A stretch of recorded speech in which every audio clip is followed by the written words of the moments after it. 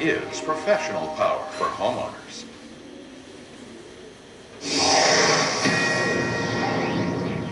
Oh, hello Humanities class of Miss Curry. This is Dan Ratherdom giving you Fox News Alert. Well, it's not necessarily breaking news, but it's pretty important. Today, this segment's on African oral eloquence. Yes, that's right, African oral eloquence.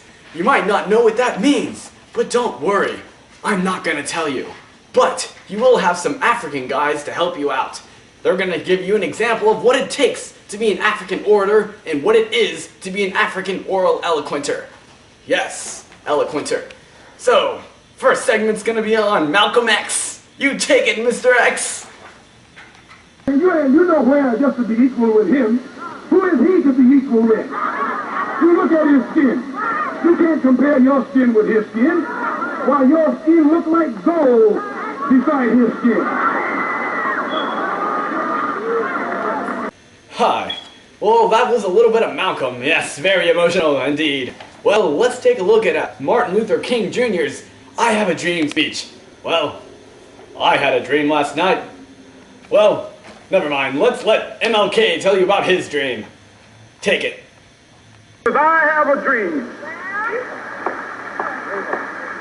that my 4 little children will one day live in a nation where they will not be judged by the color of their skin, but by the content of their character. I have a dream today.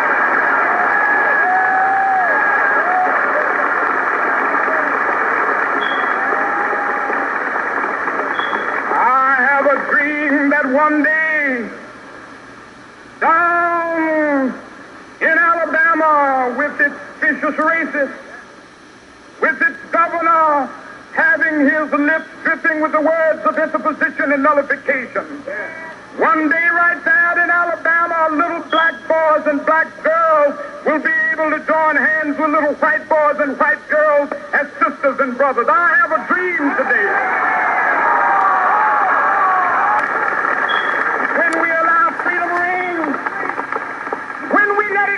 From every village and every hamlet, from every state and every city, we will be able to speed up that day when all of God's children, black men and white men, Jews and Gentiles, Protestants and Catholics, will be able to join hands and sing in the words of the old Negro spiritual, free at last, free at last, thank God Almighty, we are free at last. Yes, that Martin Luther King, he did have a dream, didn't he?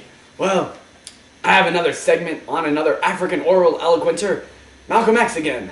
Yes, let's see what he has to say about that Civil Rights Act.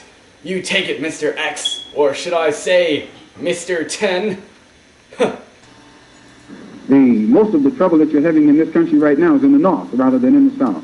And I think that any person who has a knowledge of the Civil Rights Bill will agree that it offers the Negro in the North nothing that he doesn't already have. So if that bill is passed, and it still doesn't offer the Northern Negro anything that he has, it means that the present civil rights legislation won't in any way correct the problems that Negroes in the North are facing. So after the bill is passed, the Negro will still be living in the ghettos. He'll still be the unemployed. He'll still be the victim of poor education and poor everything else. Yes, yet another inspirational speech by Mr. X. Malcolm X, that is. Well, this last segment that gives you our last little clue is going to be another one of Martin Luther King's speech. His last speech. The I've been to the mountain speech. Yes, that one. And let's see if you can see the irony in his last speech and his words. So you take it, MLK, and you give him another clue. So I'm happy tonight. I'm not worried about anything. I'm not fearing any man. Mine eyes have seen the glory of the coming of the Lord.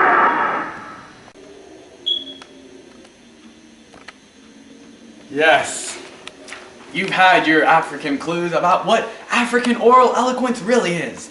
But let me have my other reporter, Daniel Stidham, in room English hallway in Miss Curry's room in Kempner High School. Let him specifically tell you what it takes to be an African oral eloquenter.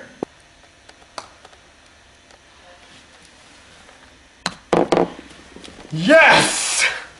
Well, this is all for me. Was Dan Ratherdom, Fox News. Back to you, Stidham.